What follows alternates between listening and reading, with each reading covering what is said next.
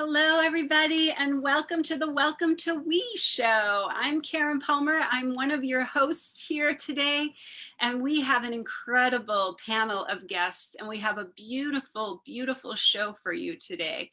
So if you're new to We the World and the Welcome to We show, please share this out and let other people know that we're live. Please let people know by sending this out on your timeline or sharing it to any groups that you are a member of or to any pages that you may manage. This show is all about we. This is where we answer the question, what can we do together that we cannot do on our own? We invite you to learn the 3 I's that make a we. So we have to inform, to inspire, and to involve. And we're going to give you all of those in this beautiful hour as we come together with these amazing, beautiful people who are boots on the ground, really out there in the world, helping us to co-create a culture of peace. So I'm so honored that I get to bring you the amazing co-host, my amazing co-host, who is Rick Ulfik. He is the founder of We the World, and you can find all the information about We the World at we.net.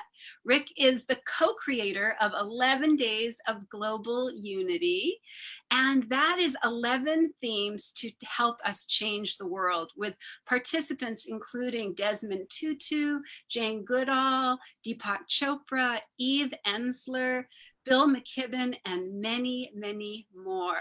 Please welcome Rick Ulfik. Thank you, Karen. It's so great to be on with you, as always. And well, let me tell folks about you. Karen Palmer is a global kindness leader and a live stream social media expert who co-produces several popular online talk shows. She is a best-selling author and is coordinator of the campaign for women for We the World. You can find her at spiritualitygonewild.com. Thank you, Karen.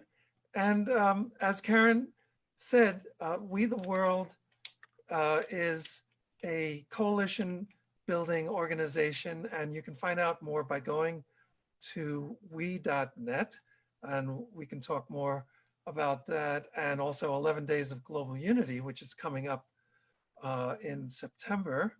And that's also very exciting.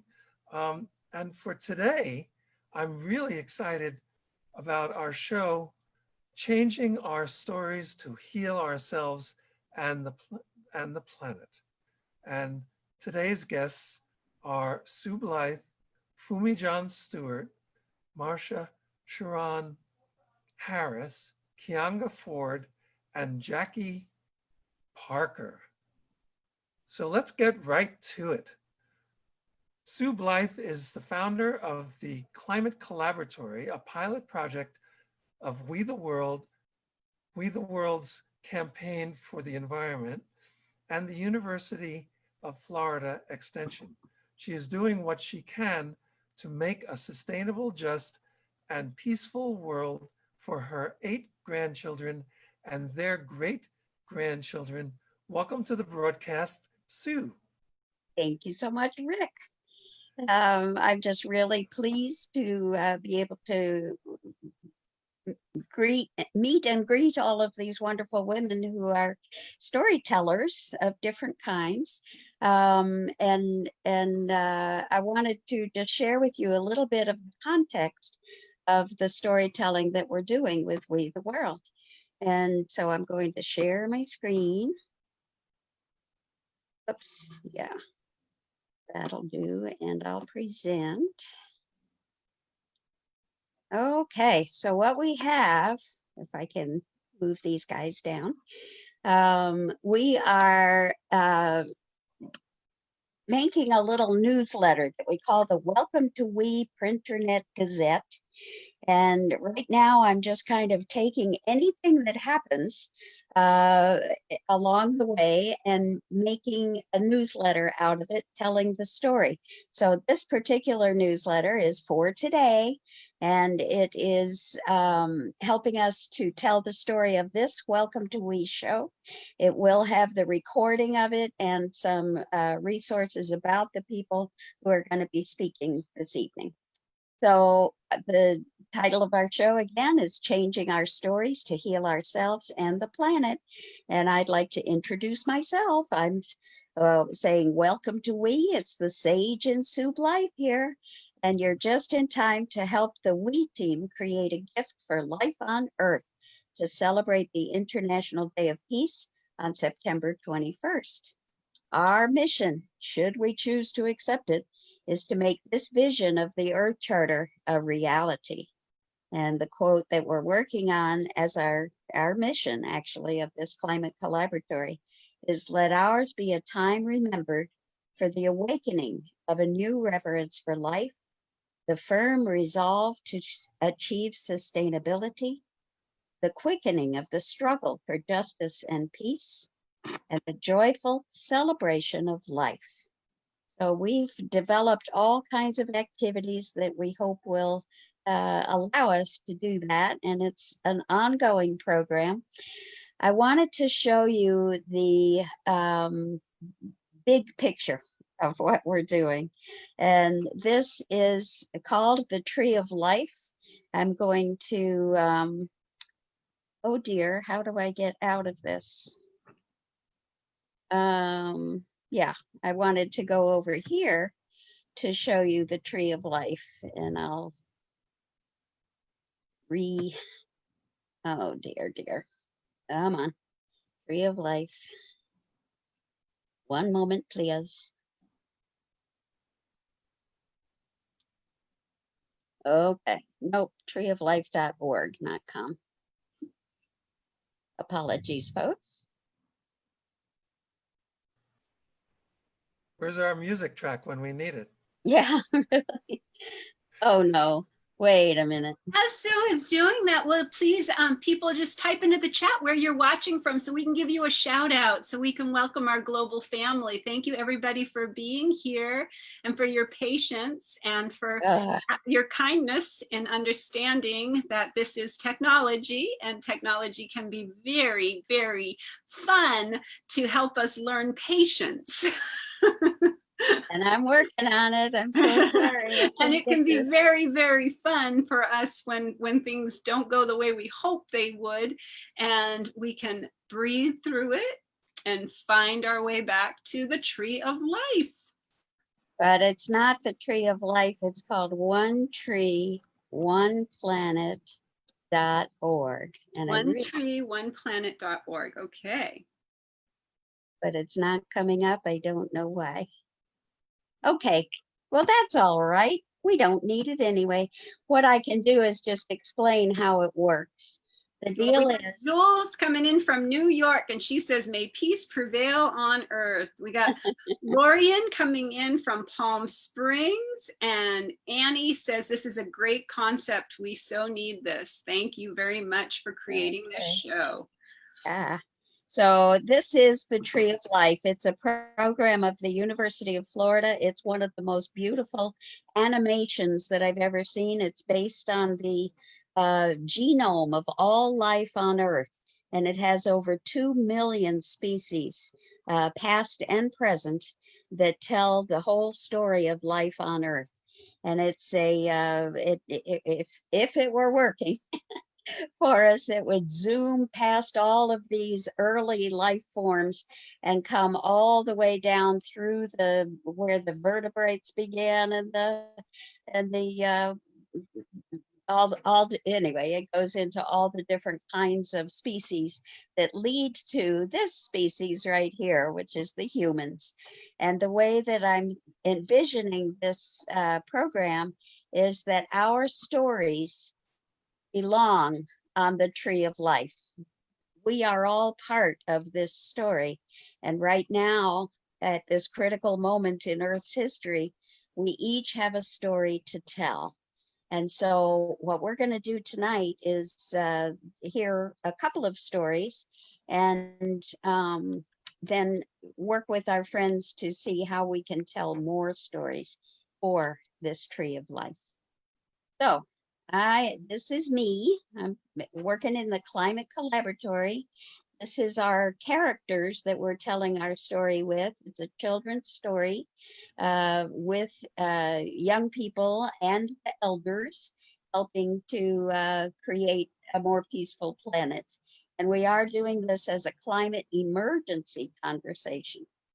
So I get to tell my own story about how I came to be in this field, so passionately interested in bringing people together to tell our stories. And I have a story about, well, my story starts under a desk when I was in first grade with the duck and cover. And we were afraid of the atomic bomb that might fall on New York City nearby. And I knew in my heart that wasn't going to help very much.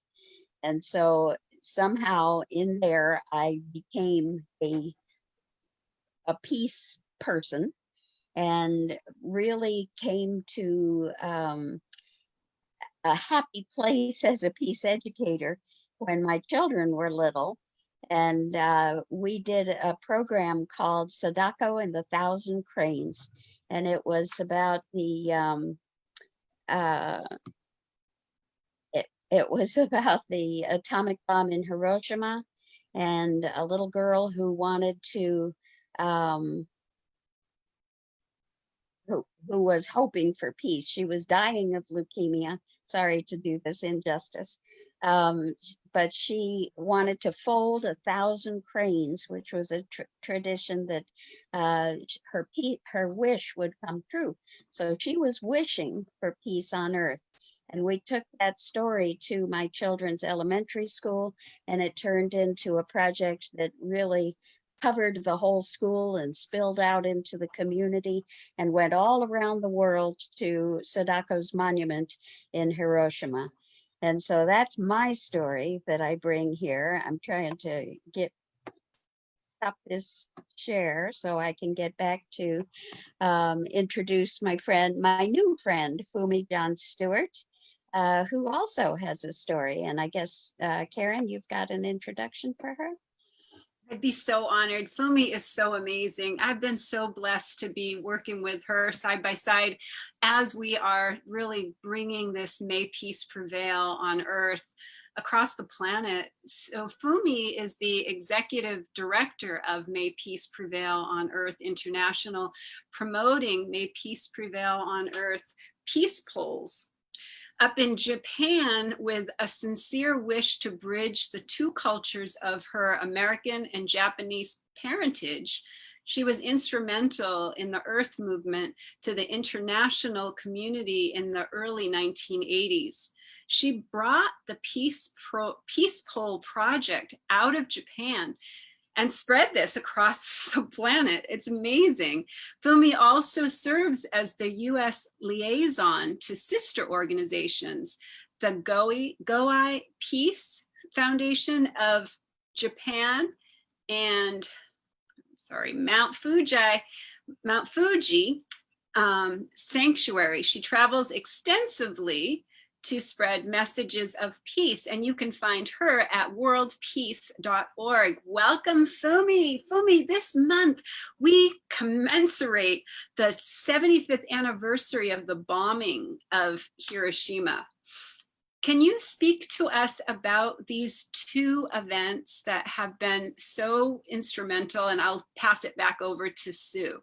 Yes, thank you for that introduction, Karen. And Sue, your story intertwines with mine because you were affected by, the atomic bomb and, the story of the atomic bomb growing up, and also Sadako's 1,000 Cranes that you so beautifully told that story. So mine is similar. And it's also similar to the founding of May Peace Prevail on Earth, the prayer, the invocation, and this movement. So my story, it's really my origin story as a peace builder. And it starts with growing up in Japan with a Japanese mom. And growing up, it was still post-war Japan. And I was influenced so much by these movies and visuals, posters and stories about people suffering during the war, because Japan was bombed terribly. And then, of course, Hiroshima and Nagasaki and all the healing that had to take place and still under recovery. But there was one question in my mind I always used to ask: why did my father's country bomb my mother's country? And that was such a huge question. And it really affected me greatly. And I think that's the time, or that was the moment when I said, when I grow up, I want to do something about this and become a bridge between the two cultures, East and West, and become a peacemaker. And so that wish was planted very early on. And when I was 20, I was going to college in Los Angeles. And my friend had a little sticker that said, "May peace prevail on earth." And I thought, oh, I was so drawn to it. And I had this instant knowing that I want to know all about this. I love this. I resonated so much to it. And that was really my introduction to the May Peace Prevail on Earth movement. And I've been traveling the world and you know, the movement for 45 years. It's been 45 years since that day. So, you know, stories are amazing. You know, it just, we all have our own stories, but another story that goes to the origin story, I always feel that it's important to tell origin stories. And the origin of May Peace Prevail on Earth movement is started by a man called Masahisa Goi, who was 28 years old when the atomic bomb fell. And of course, everyone in Japan was greatly affected and influenced by this, you know, tragic history of humankind. And he went into deep meditation, deep practice, esoteric, you know, teachings. And through all of that training and spiritual work, he was inspired to author the message, prayer, invocation, "May peace prevail on earth." And he intuitively was told that this is a message for the world, for humanity. And because Japan was the sole survivor of the atomic bomb, that you know, Japan really has a huge mission to send and a great message of peace out to the world. So that was the start of May Peace Prevail on Earth back in 1955. And since then, slowly grew. There was a teaching around it, of course, spiritual practices around that. And in 1986 was the first time that the group in Japan said, let's go outside of Japan and bring this to the world. And I was so fortunate to be part of that, bringing this message, bringing this movement out, and introduce the planting of peace poles. And if you haven't seen a peace pole, I hope you get to see one physically and you get to plant one physically. You see it on the earth here. We call it the acupuncture of the earth. And it's such a beautiful movement. The message is, of course, it's traveled around the world now, but I think the power of that message is that it has no enemy. It's not political. It embraces all races, traditions, and cultures, and really brings the hearts of humanity together. And I've seen that work in so many different ways, that you can be in a room and have a May Peace Prevail on Earth ceremony, and it's so easy for people to embrace it and say it. And I think that's the power of it, with millions and millions of people that it has touched. And so many people use it in their daily life. You don't have to have a peaceful. You could say it after dinner, before dinner, as a prayer. You can also use it to disintegrate negative thought forms that you may have, that you're watching a television, there's something negative on the news. Oh, may peace prevail on earth, because it's a message of love. It's a message of oneness. It's a message of unity. And I think we all of us here know the power of our thoughts, power of our words. We're so powerful. I know, Karen, you talk about it a lot. And, we're all, we all know how powerful we are beyond measure, our words, our thoughts. So with 200,000 peacefuls around the world, I think it gives power to that mantra, to the prayer, which is, I call it a modern day mantra. So easy, even little kids can say, may peace prevail on earth, and love the message. So, I'm just so fortunate to really be an ambassador for this movement.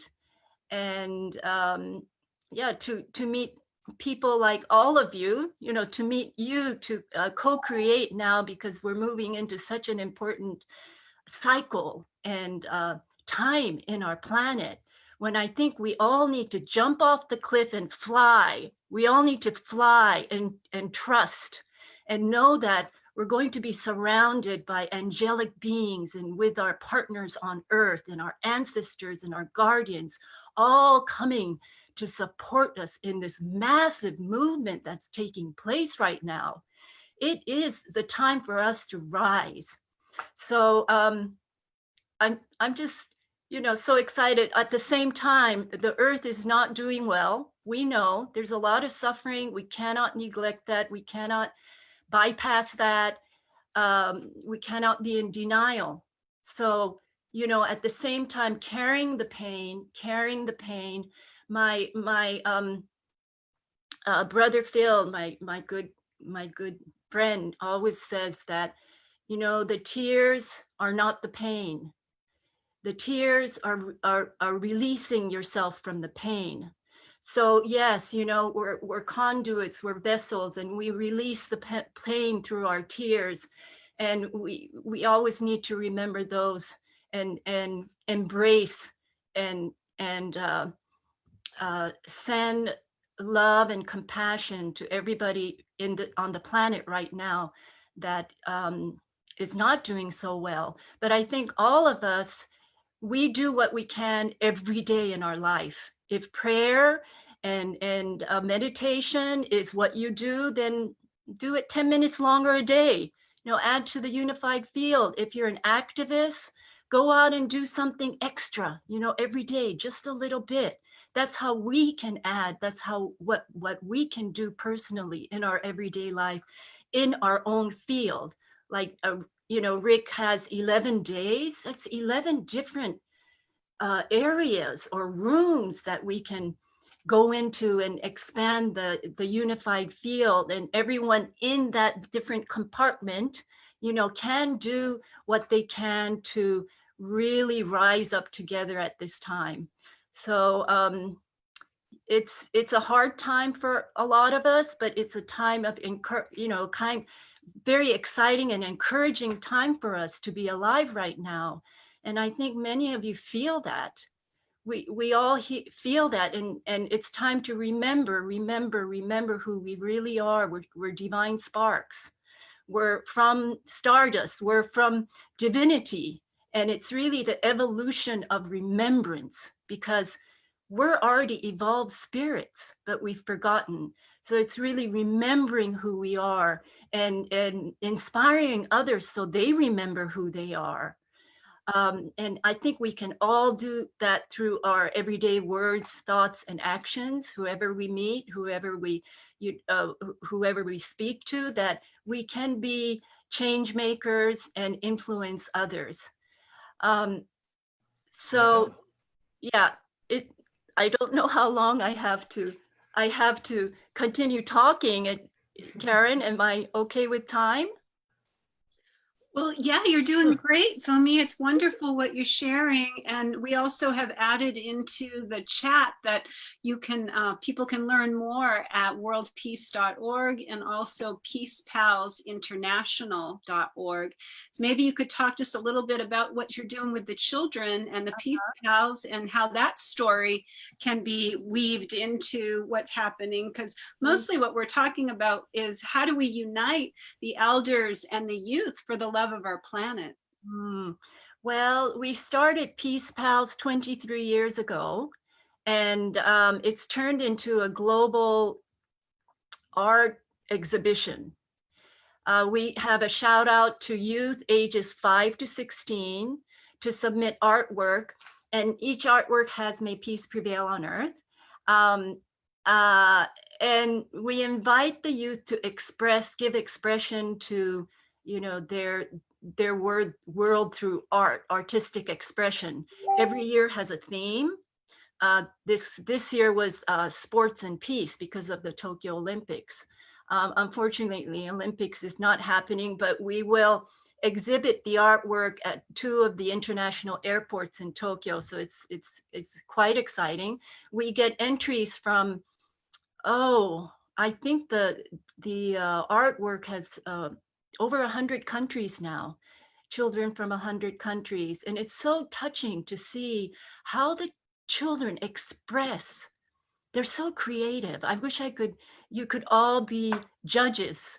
Next year, if you'd like to be a judge, please let me know. It's so touching to see how the children, you know, their minds, how they visualize peace, how they create these visual artistic expression in their hearts through color and forms. And every country, you know, you see the culture coming out in every country. It's just really phenomenal. It's hard because art is visual. It's hard to describe that, but it's our 23rd year. And you can go to peacepals.org and encourage your children, your 8 grandchildren to take place if they're between 5 and 16. If you know, any youth that loves to draw and use that as an artistic expression will love to be part of Peace Pals. So Beautiful. Oh. And Yeah. Rick, we have other guests that are going to be coming in also, but I just wanted to give a shout out to Noel and Bob Marshall Warner. They say they have 3 peace poles, one in their yard, one in their RV, and a tabletop version. Thank you, Fumi.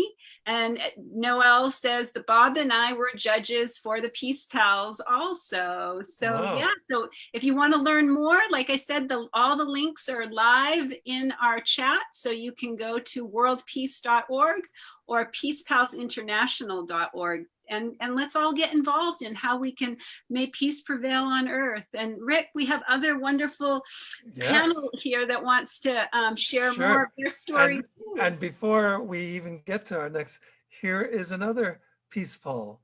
So, and let's see if you can read it. our babies. And Lorian Towers says that she's been a judge for 20 years and it's the most amazing event that she's been a part of. May peace prevail on earth, the peacepalsinternational.org.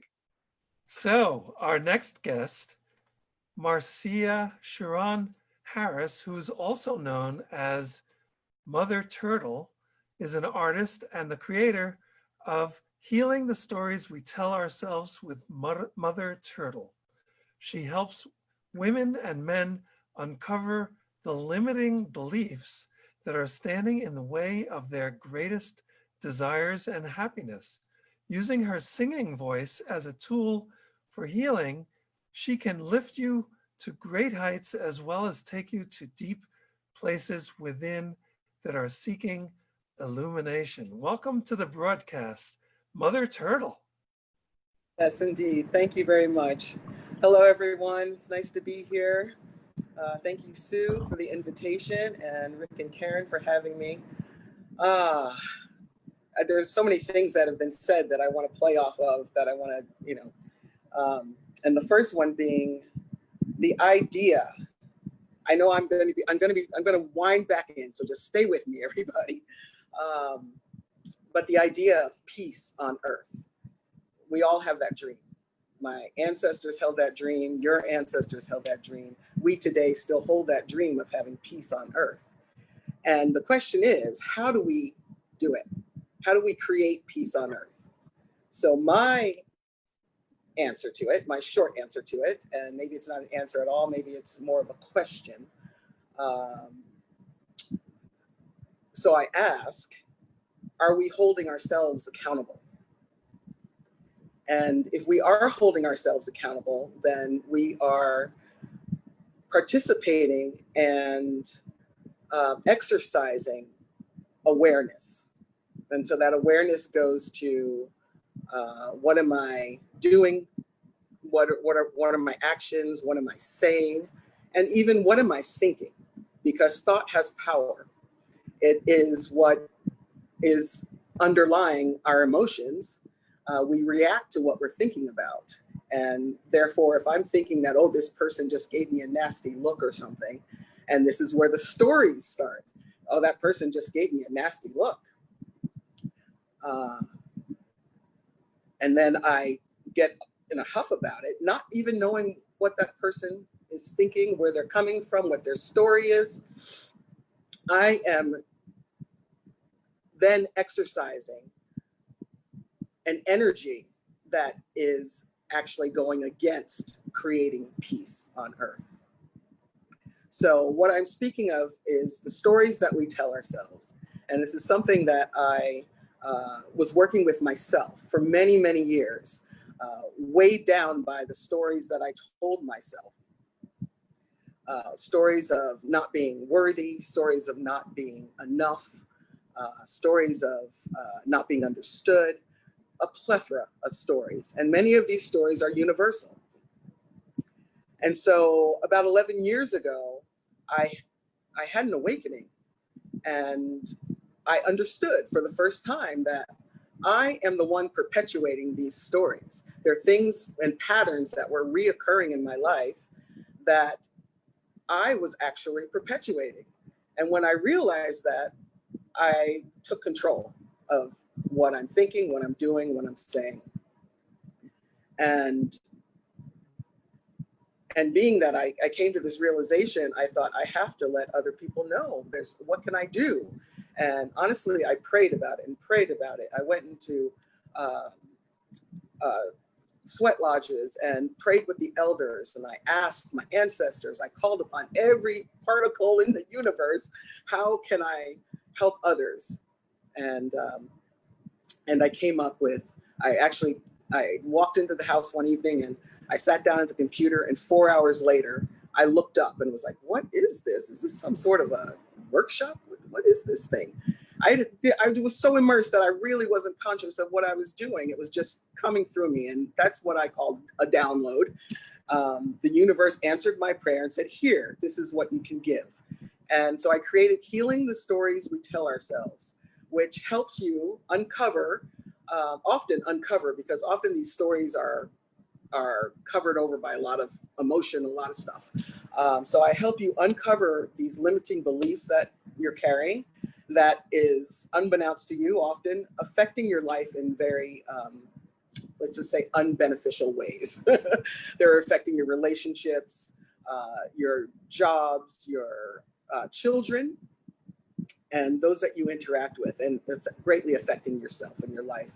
And so I came up with this, it's an interactive workshop. I don't like really calling it a workshop. It's more of an experience. And I kind of guide you through a journey of self-discovery and ultimately self-empowerment. And it's a beautiful experience. And I've been doing that, as I said, for about 11 years now, both with groups and individuals. And I have seen some amazing, amazing healings take place. And that's just it's been incredible to witness that. So just recently, I went through a bit of it's not a bit, I'm trying to make light of it because it's a very heavy thing, but my family went through a trauma, and I'll just say, I'm not going to give you all the details of it, but I'll just say that it's a parent's worst nightmare. And my sister, something horrible happened to my sister's child, my nephew. And I am an artist, and typically I will sing through my emotions or write a song, play music, and I can sort of self-soothe that way.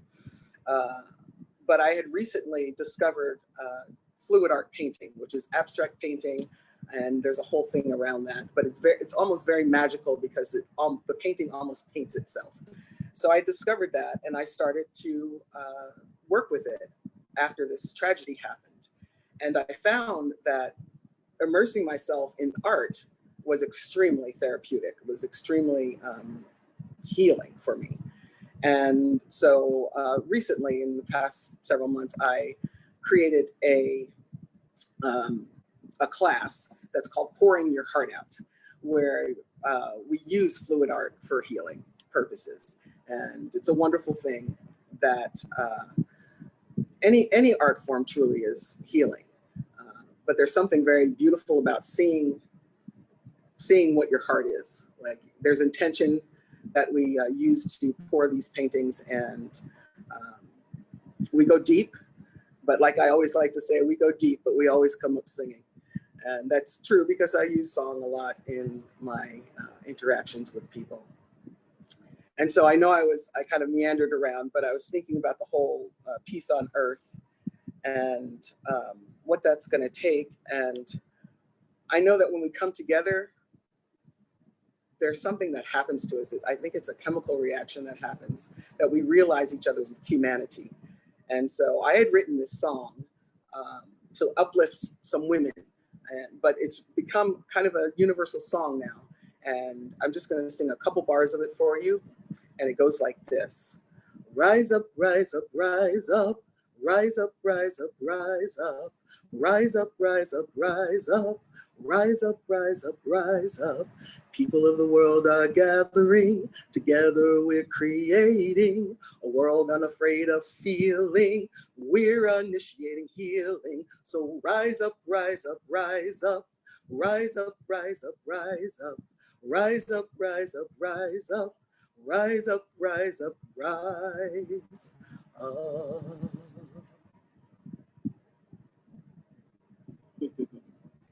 Beautiful, So beautiful. So let's just come together and remember who we are, as Sister Fumi was talking about. Remember who we are, because we know who we are. We've just been talked out of it somehow.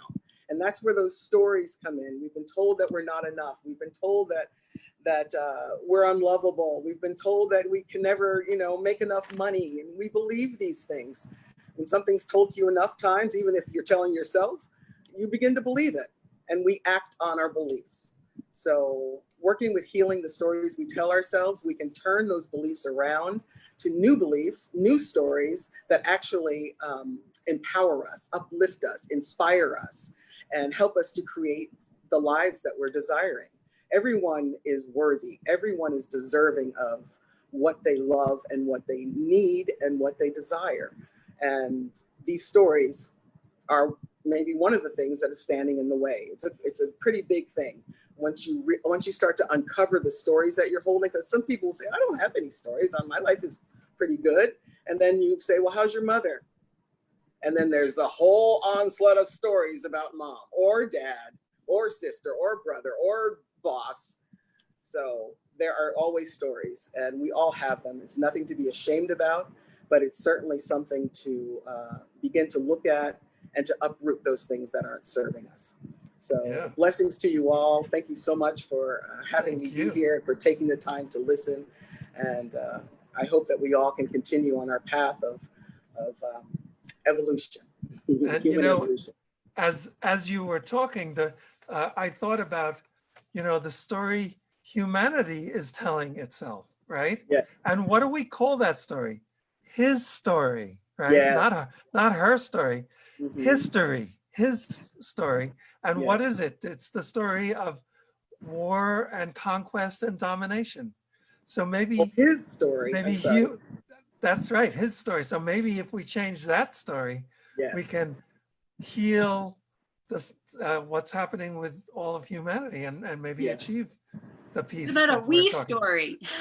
Yeah, We need we a story instead of of we need his his story, we have a we story or her story. story. we story, her story. A lot of his story has disappeared, her story.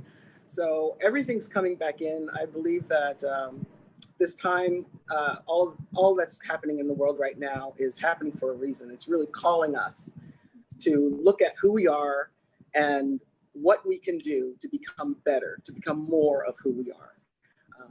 It's not, I'm one of those people, you know, and sometimes people look at me cross-eyed, like, don't you see what's going on out there? Don't you see, you know, the world's a horrible place. Things are happening.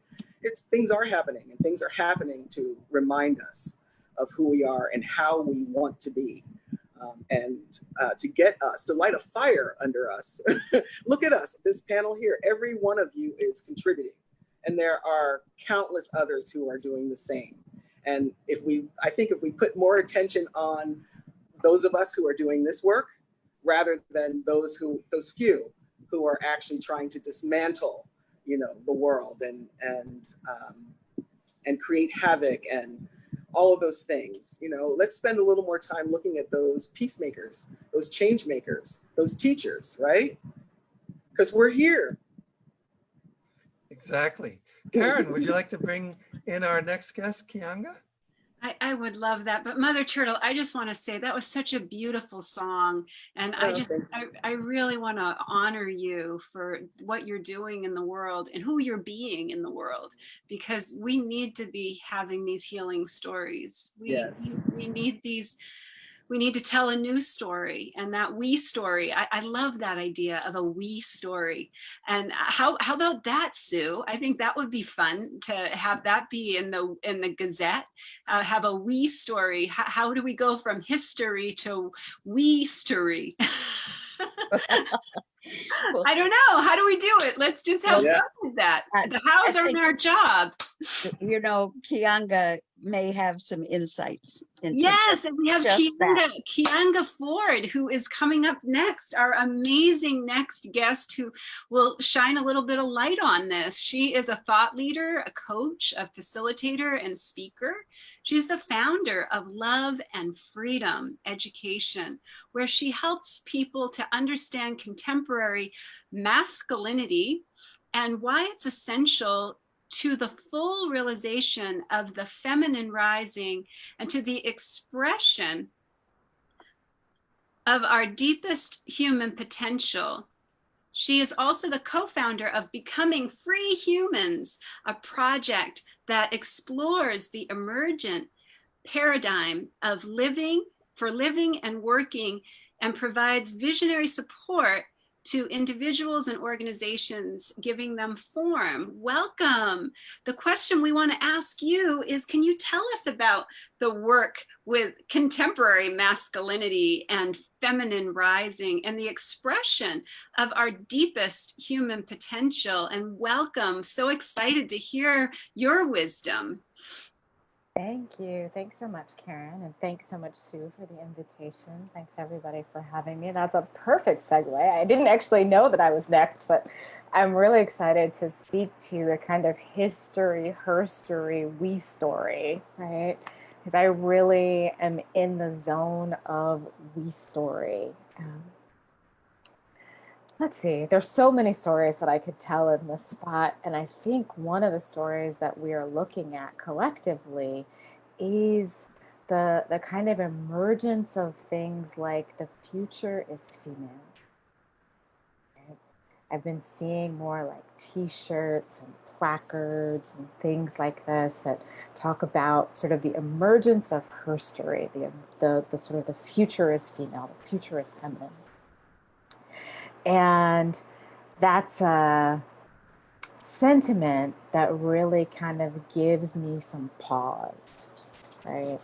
There's a place that we miss how much of men and masculinity hasn't been represented in history either. Right? So the way that we all get to kind of come together and participate is to begin weaving the we story that brings the humanity that her story is offering, right? To kind of lift us both up together and kind of bring the stories into the same place. So I get really excited about the big picture of it, but let me ground it a little more in my personal story.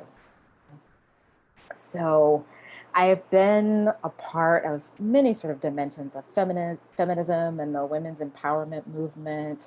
I have a long and complex background. And one of the things that I used to be is a university professor, and I actually used to teach feminism, feminist theory.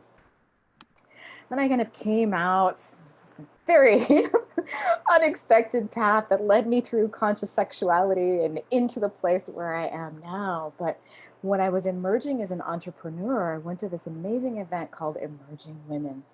And I had been going to many different women's empowerment events and kind of looking at like, what is this feminine rising? What is it to begin to bring feminine power onto the planet? And I went to this one in particular, and it was a great event that had people like Brene Brown and Liz Gilbert and Dr. Tara Wright Trent and Jane Goodall and the founder of Potpourri and big female venture capitalists. We were just so like completely high on the experience and the possibility. In the last version that I went to, which is the version that I'm imagining now, we did fire walking ceremonies as the group of women who were there. So you can just kind of imagine like the ecstatic collectivity that we were having. And there was a moment with one of the speakers where we were on our feet and we were applauding something about climate change and the feminine healing the environment. And I looked around at our enthusiasm and sort of euphoria. And then I also remembered at the same time the conversations that we'd been having at dinner the night before. So in the midst of this like fire and intensity and enthusiasm and vision, the dinner conversations were a little more quiet. Dinner conversations were about, yeah, I'm doing this amazing work, but my dating life stinks. It just had a really terrible breakup. I just can't seem to find a partner who's matched for the vision that I have, who's matched for all that I have to bring. And I thought, okay, there's something about these quiet dinner conversations that's not showing up on the stage. Right? On the stage, we're just talking about our potential. And Lynn Twist was there that year, the amazing author who wrote The Soul of Money, and she was talking about the two-winged bird. Right? She was talking about how a bird with one wing, regardless of which wing is working, can't fly. And I was like, oh, yeah. It's the masculine that's missing from this story of feminine empowerment. What will provide the conditions for the masculine to be healthy enough to meet this? Not the patriarchy. Right? Masculinity is something different, and there's a way that in trying to move beyond the patriarchy, trying to move beyond the limits of history, we were leaving the masculine behind. So wouldn't you know that outside of like this circle and experiences like this, what I was doing was teaching in the zone of conscious sexuality. And I had a lot of men coming to me and talking about needs and desires and things that really just had no outlet. And I would think, who else are men saying these things to? And I'm talking to a full range. I mean, I have literally talked to men that cover every walk of life and demographic. I'm talking to a mailman. I'm talking to your dentist, right? I'm talking to all these men thinking, where do they have a space to talk about what it is they're most desiring and wanting and the ways that it feels like the masculine is not welcome in this moment, like looking for places to serve, and they're looking for places to support, and they're looking for places to be fully expressed. And so, I could talk about this forever, but I'll kind of short round us in to say that was a call that led me into the work that I do now. And if I'm really honest, I tried to ignore the call for a while longer. I tried to refer it and I tried to collaborate out with it. And finally, I just understood that the call was for anyone who could hear it. Right? And so I spent a few years working exclusively with men and exclusively with really trying to understand through their stories, what would healthy masculinity look like? What would fully expressed masculinity look like? What would its relationship be to the feminine? And then I got a kind of upgraded call. Apparently that's what happens when you answer the call, they step it up. So the sort of new call that I'm responding to is to the space of mutual understanding, a space where women can also come to understand contemporary masculinity, and we understand how it's that each is serving the other, how we really need healthy masculinity for the feminine to be able to expand and bring all of its wisdom and all of the kind of generation that it's ready to bring to the planet. So that's a bit of my story about engaging with other people's stories and how I get to the spot of focusing on masculinity in a time where that's not an especially popular thing to do. Beautiful. Thank you. Yeah, pleasure. It very interesting to hear the dynamics of masculinity and femininity working together. I mean, you're bringing it together so that they can each be fully expressed, which is very interesting. Thank you. Yeah. Okay, so let's bring in our next guest. Jackie Parker is the founder and director of Power of Our Stories, bringing workshops and trainings to healthcare, educational, and community settings. An award-winning fiction writer and poet, and a teacher of meditation, Jackie is the author of the novel Our Lady of Infidelity, a novel of miracles. She has taught writing at every educational level, from elementary through university, with students ranging in age from 5 to 95. And she recently joined We the World's We team. Welcome to We show, Jackie Parker. Thank you very much. I say at the We meetings, I've been absorbed by We, digested by We. It is so big, so much larger than I knew. And it's always so inspiring to connect with the people who are feeding into We, and to really experience what's going on in our world that, as many of you have said, we all need it. We need to be fed by what we're doing, to see how wide the scope is and the reach is. And as we do this together, we amplify everything good that we're working for.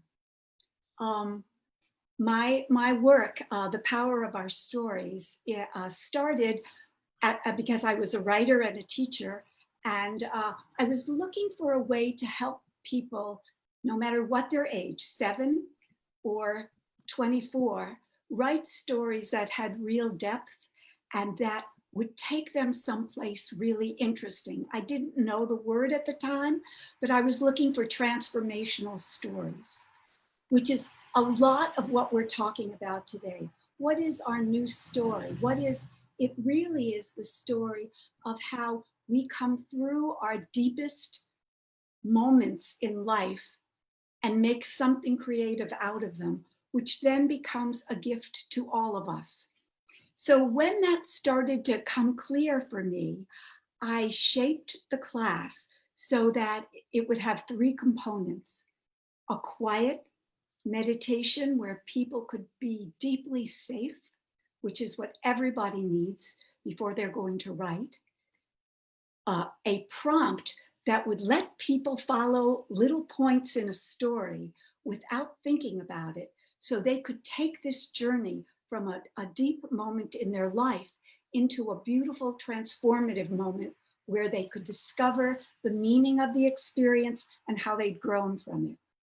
And the third part, which for me is the most fun of all, is to empower everybody in the group, whether there are 6 people or 300 people, as listeners and responders to the writing that they hear, so that the people who have written understand the things that they've written that are beautiful, that are moving, that inspire other people, and that the other people in the room really need to hear. Because at the core of our personal stories is, as many of you have said, an important cultural message. We go through our own journey, we think we're alone. When we shape it as a story and present it to others, other people around us say, oh my gosh, I experienced the same thing. Or I never thought I would be able to say that. How did you find the courage to do it?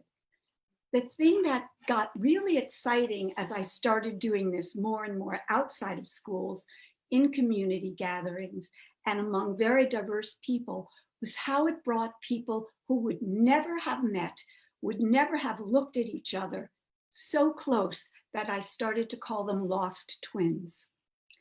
And so my goal has been, I've done this mostly in the United States. I did a little work in Newfoundland and a little piece in New Zealand. I thought there has to be a global forum where people from all over the planet can come together and tell their stories. Once in Los Angeles, which has, I believe, 97 languages spoken, I casually said, write your story in any language you wish. And when they read, people read in Filipino, in Persian, in French, of course, in the poetry language, Spanish, in German, and we didn't even have to translate the stories. People could feel the beauty in the music of their language.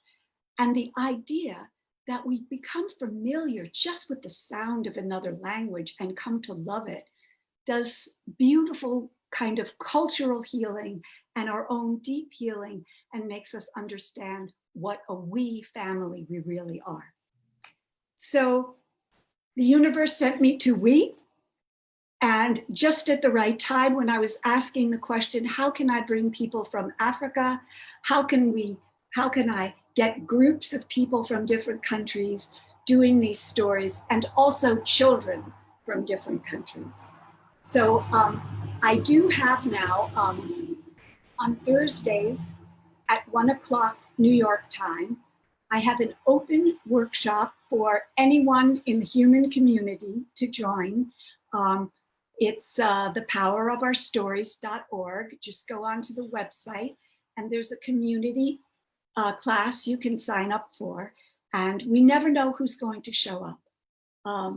In addition to the other the workshops I do now, of course, everything is online, including a wonderful workshop I've been doing with college students in New York who give me hope for the world. Men and women, young men and women who are open, who are generous, who cry, who understand each other's hungers and pains and support each other in a beautiful way. So that's the work I get to do, and it moves me tremendously, and I'm just so happy to share it with the we community.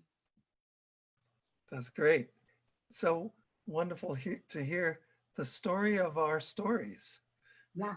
And we have a comment for you, Jackie, from Annie Azarati. She says, I have taken Jackie's course and she is so unbelievable as a teacher. Listening to each other in the group was profound and compelling, not to mention inspiring. So thank you, Annie, for typing into the chat. We love to hear your comments. So please type into the chat if you have a comment or you want to just share a little something. This is not a monologue. This is a dialogue. This is where we want to hear from you. So please type in if you're new to We the World.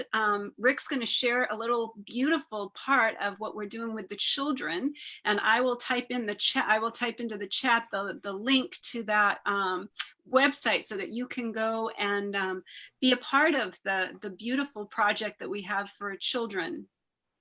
Sure. I don't think we need to see the video, but what Karen is talking about is weyourchildren.org, and the project is called An Urgent Message from Your Children, and it's about children 12 years old down as young as 5 years old, sharing their fears, their concerns, and their hopes for the future of the world, especially regarding the environment. So what I thought is maybe we can go into our roundtable discussion now, and especially to answer that question that we always ask on this show: what can we do together that we can't do on our own? So why don't we go around and get any reactions from anyone on what has been said, and then please share your ideas about how people can get involved with what you're doing. Do you want to start, Fumi? Well, I really loved listening to all of you. Mother Turtle, your talk about, how healing is so important. I think we're all doing healing work. Jackie, through your writing of stories, and Kianga with what you do. I think we just need really deep healing now. And whatever we do, I think it's part of that universal healing for the hearts of humanity and getting back to the source, like you said, Mother Turtle, the source of who we really are, and remembering. So I'm just in awe of all of you, and I've learned so much. Thank you for all your sharing. And I'd like to personally know, Kianga, what I can do to develop my masculinity for more balance. That would be really interesting. Yeah. So don't you think that's interesting? How I'd love to hear that too. develop our masculinity. So yeah, beautiful. Thank you. How do we bring things in more in balance, Kianga? I'd love to hear that too. Yeah. And how can men bring in more femininity to have balance in their lives too? I think as being female, we know how to answer that, because we have the femininity, but I'm really curious about the masculinity. Well, it's really interesting that you asked that particular question for me. The work that I do works with internal masculine feminine balance and relational masculine feminine balance. So it's not just the external masculine that we're working with. But one of the things that we notice is that women in this particular moment are often driving more with their masculine internal selves than with their feminine internal selves, right? Sort of in the outward focus, results orientation, goal orientedness. And so I do a lot of work actually with women sort of connecting more deeply with the feminine.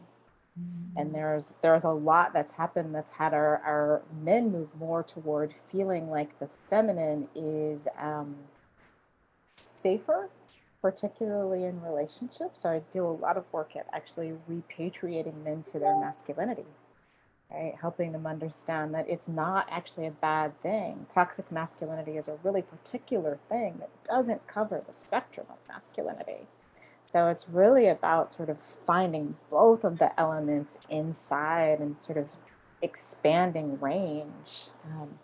And yeah, I just find it interesting that in this moment, most of what I do is teach people to go deeper into their own native types, right? Their own organic types, which is not where you'd necessarily think the work is. But that seems to be the thing that allows us to come together in a more complementary way. We've been kind of migrating toward the middle and losing our sense of what the deep potential of both sides offers. Wow. So you think we're all conditioned because of history, that we're just so conditioned to be more masculine in our approach? It's just built in a little? Yeah, has a lot to do with the last 50 years and having women break into the public sphere, right? So it was something that was formed in masculine language. And so we learned to speak that, right? It's a kind of bilingualness, but now that's really the dominant language for public discourse. That makes perfect sense. That really does make perfect sense. It's you know, I always say though, we're always adding to the story. The story is either that we are adding to the love and the light that we are on the planet, or we're adding to the illusion of the separateness. Because when we add to the illusion of the separateness, we're seeing each other as different, and we're not seeing each other as the whole, and understanding this person is this way, this person is this way. But that's not what we're here for. We're here to have this human experience, to have the illusion of being separate from each other. The truth is, we're all in this together. And we have one thing that has been for sure pointed out is with this COVID and this pandemic, that we are all in this together, and that we need to be more kind, we need to be more compassionate, we have to tell a different story. So I love what Mother Turtle just shared with that beautiful song, and that she does this with music, and then Kianga, that you're being able to bring this into balance. And Jackie, it's amazing to see all that you're doing with the storytelling, and I'd love to learn more about that too. So, and Fumi, I just adore what you have done with the peace movement.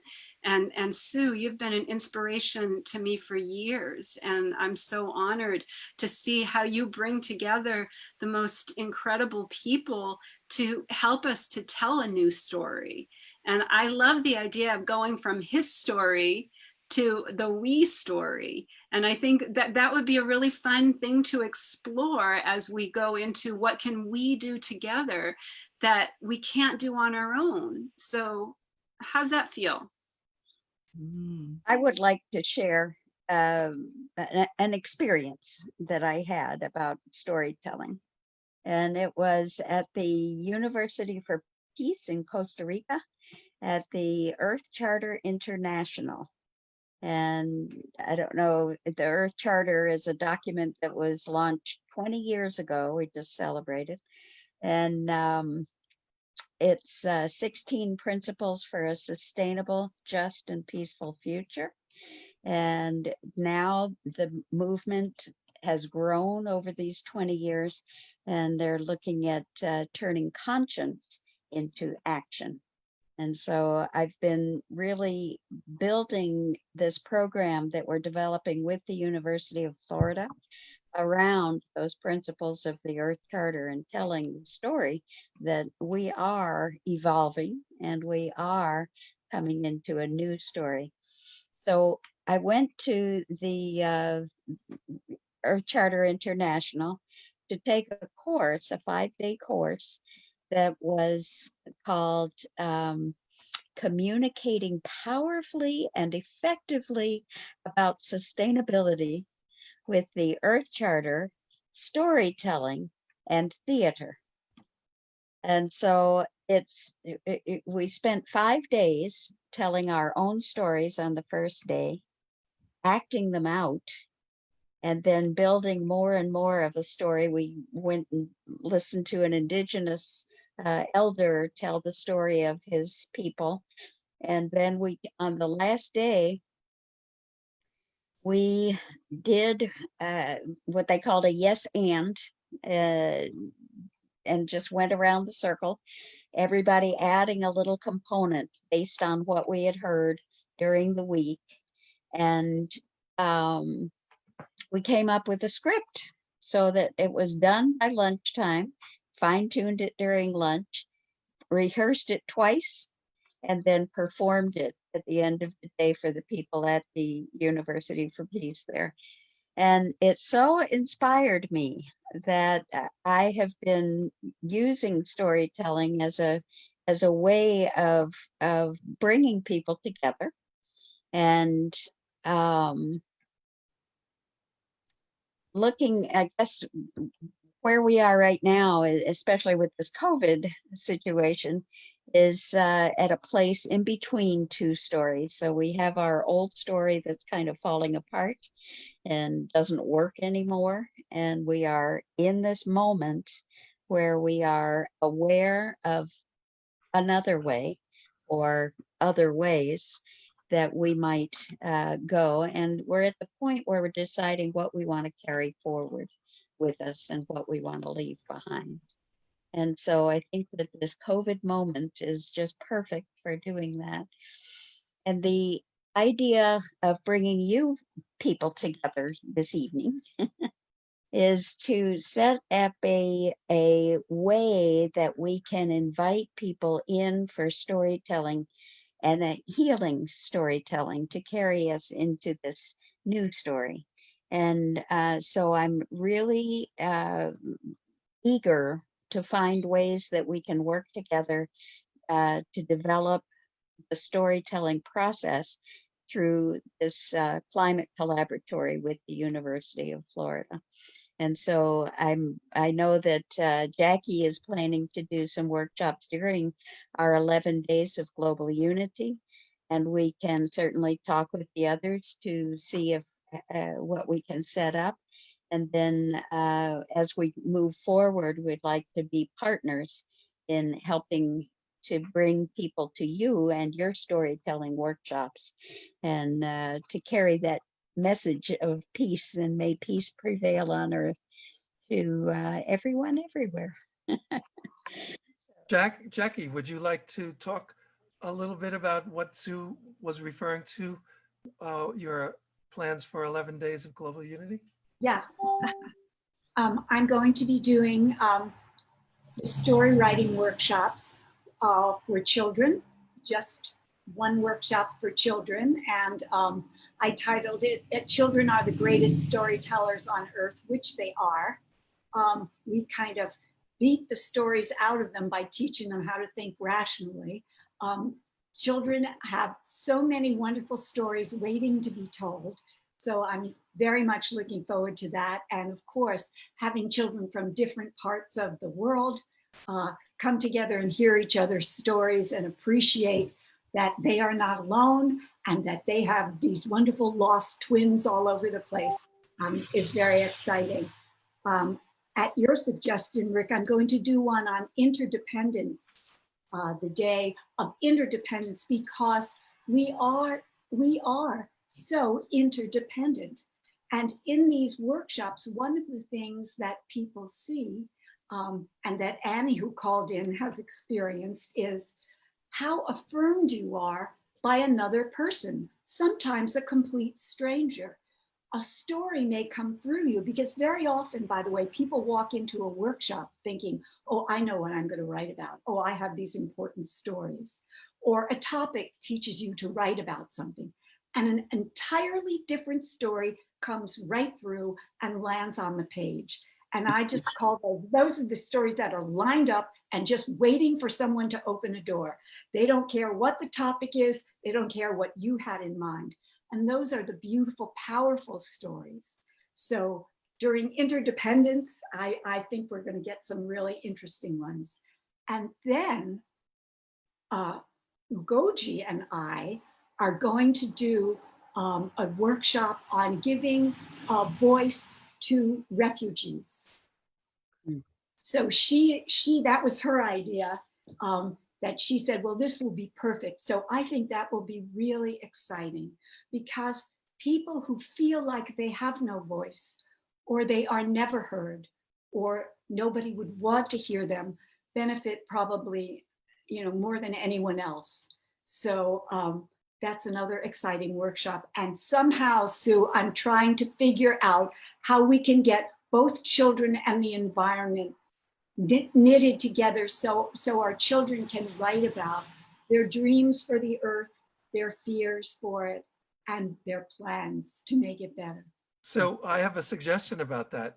Yeah. You may not have seen that project, An Urgent Message from Your Children, but if you go to weyourchildren.org, the main video is an invitation for children to tell their stories about how they see uh, life on Earth and the future for them. So that's what it's about. It's a story project. So if you go to weyourchildren.org, that could be like if you have a bunch of kids sitting around somewhere or online or something, they could look at that first and then it could let their imaginations go. Thank you. That's a wonderful idea. It'd be great. And it's specifically about the environment, which is why, because you were looking around for that connection between children and the environment. That's what it's about. So. It would be great too if Fumi, if the Peace Pals International could get involved with that also, because you could invite the children who've already drawn pictures to have a story to go with their picture. So they could maybe work with Jackie during that 11 days of global unity to share the story behind their picture. And then I could maybe do a live stream about them and have them come on and talk about, you know, we could bring them in and have them talk about what their story was and why this picture means so much to them. That's a great idea. So which room will you be in, Jackie? I don't know. Do I have Interdependence? And well, she'll be through the, you know, through the 11 days. I mean, she can be with the youth and children. Yes. She can be in the environment, and she can be in the peace room. You know, all those. But specifically the interdependence room. That's what she was saying. Interdependence is theme number 2 or campaign number 2, and the focus is on September 12th. Oh, I think the 12th. Mm-hmm. yeah, and the question would be, how can people find these different rooms that people are going to be in on those days? Rick's going to share about that. Right.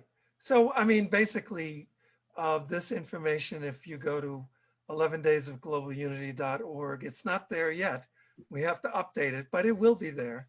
And that is the place. And of course, links to all of this will be at we.net. It's the website's, you know, getting things updated is an ongoing issue for, I'm sure, all of us, right?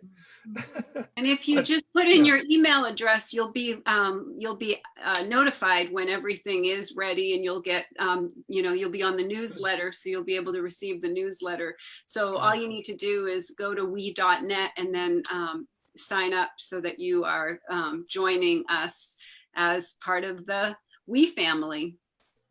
Yeah. And we might add that it would be great to have each of you sign up at we.net/partner, right?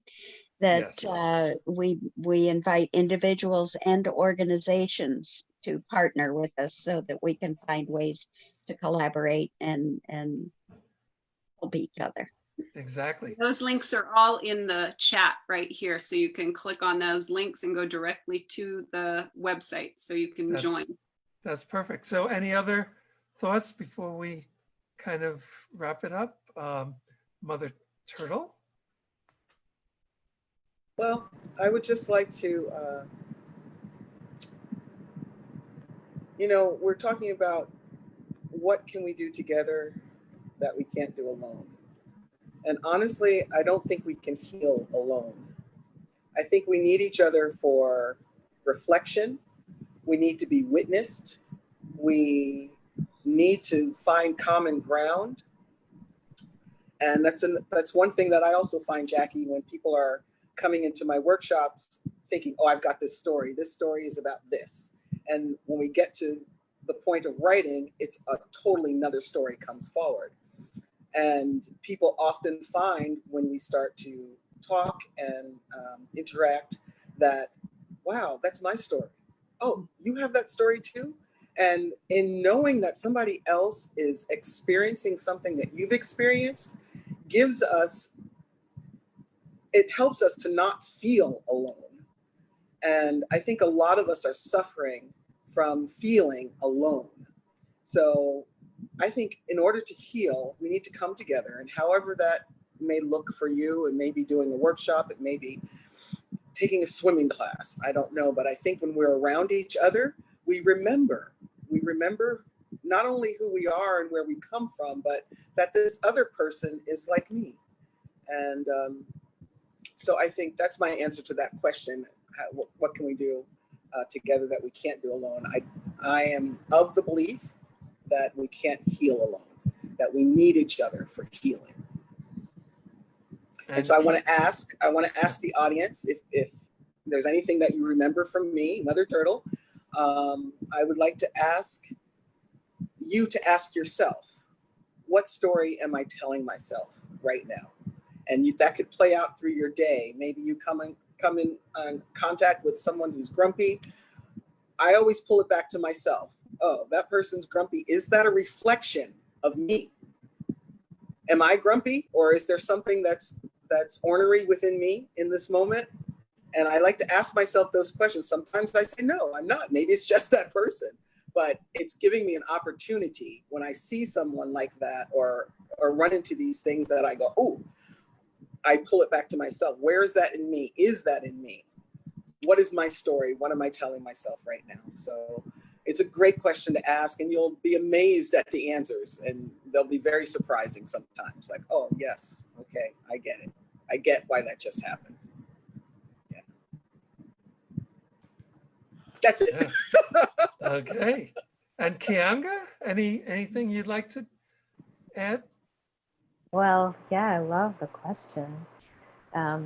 What can we do together that we can't do alone? We can't be divine complements alone.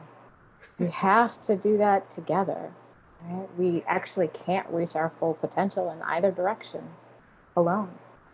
So it's really this point of appreciating the difference and being willing to come together in our understanding that I think is where the jam's at. Yeah.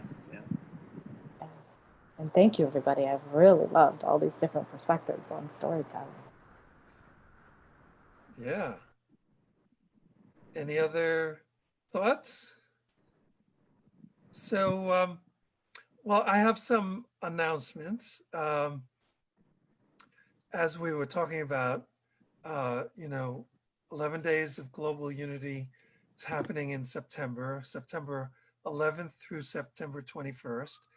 And it's so exciting because this will be the 16th anniversary of 11 Days of Global Unity. We launched it in 2004 with the help of Desmond Tutu and Jane Goodall and Marianne Williamson and Robert Thurman and Barbara Marx Hubbard and a long list of incredible folks.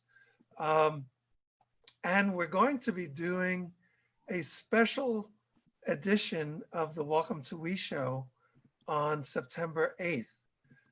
It'll be focused on folks who are part of the 11 campaigns for change, and we'll be kind of doing previews of what's going to be happening during 11 days.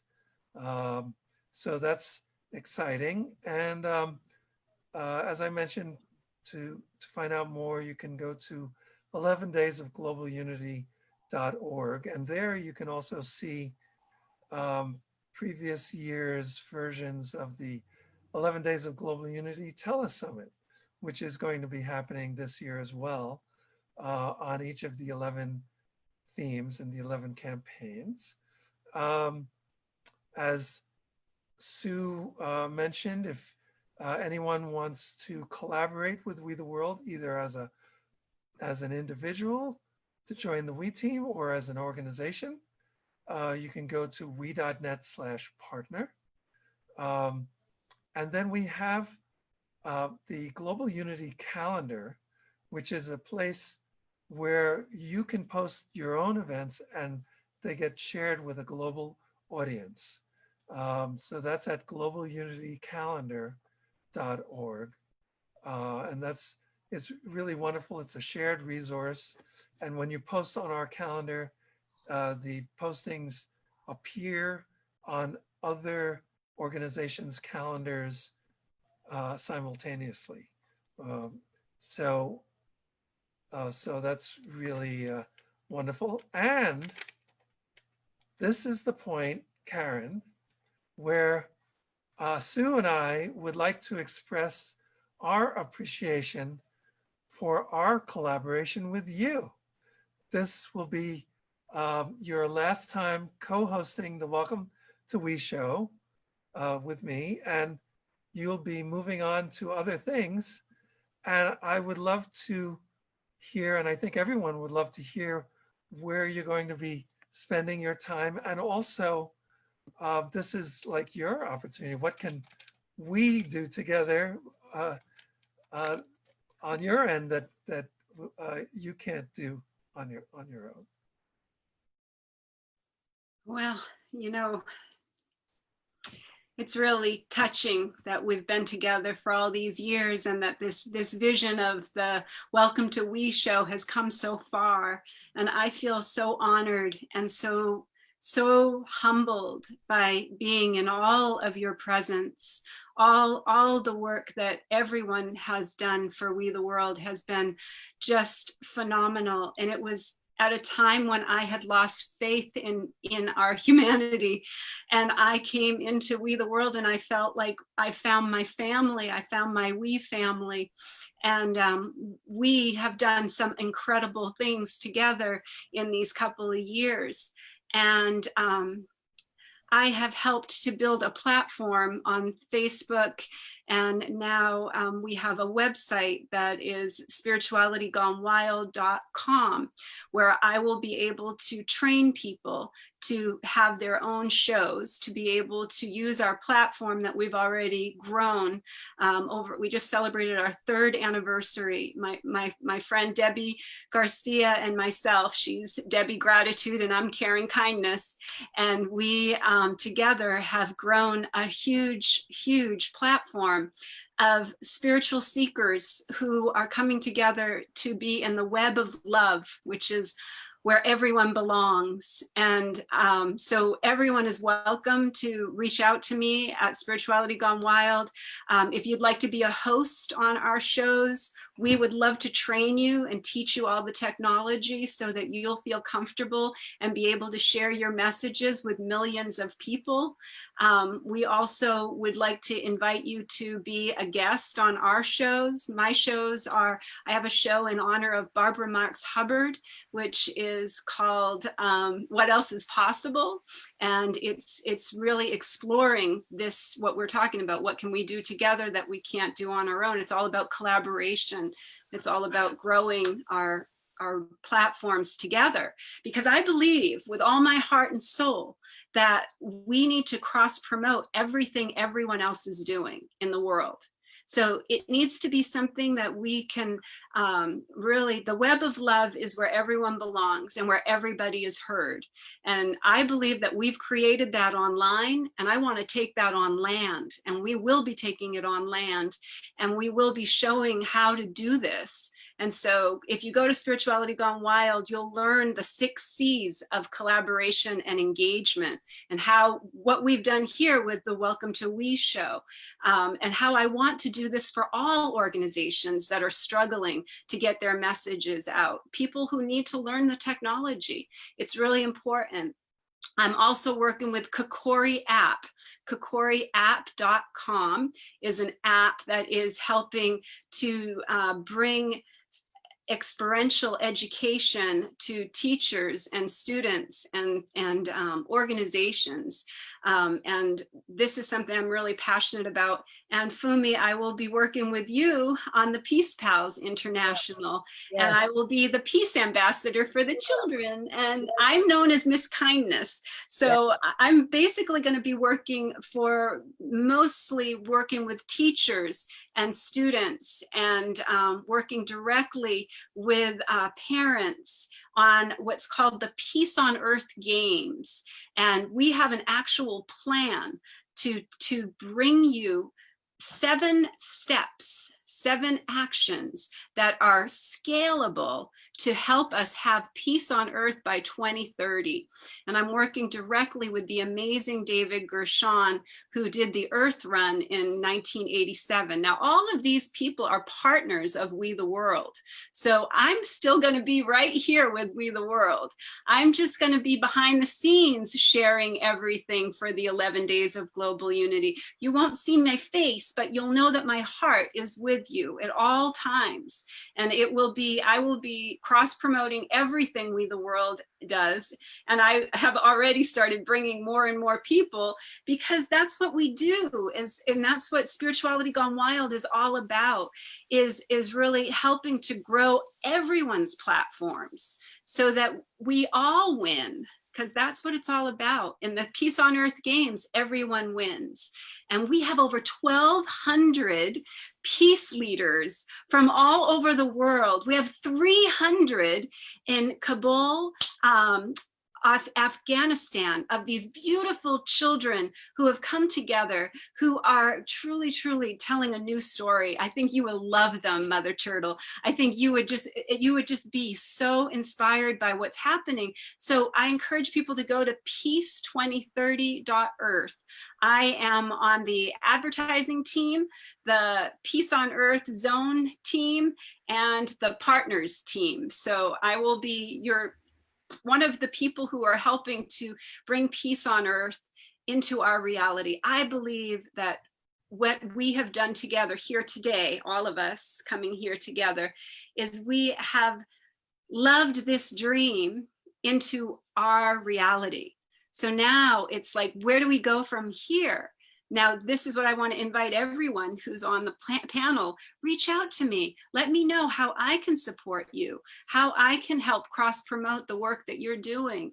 And you know, you can reach out to me on all social media. I'm known as Mindful Media Mom on all social media, and Miss Kindness. So you can find me on all Instagram, Twitter, Facebook.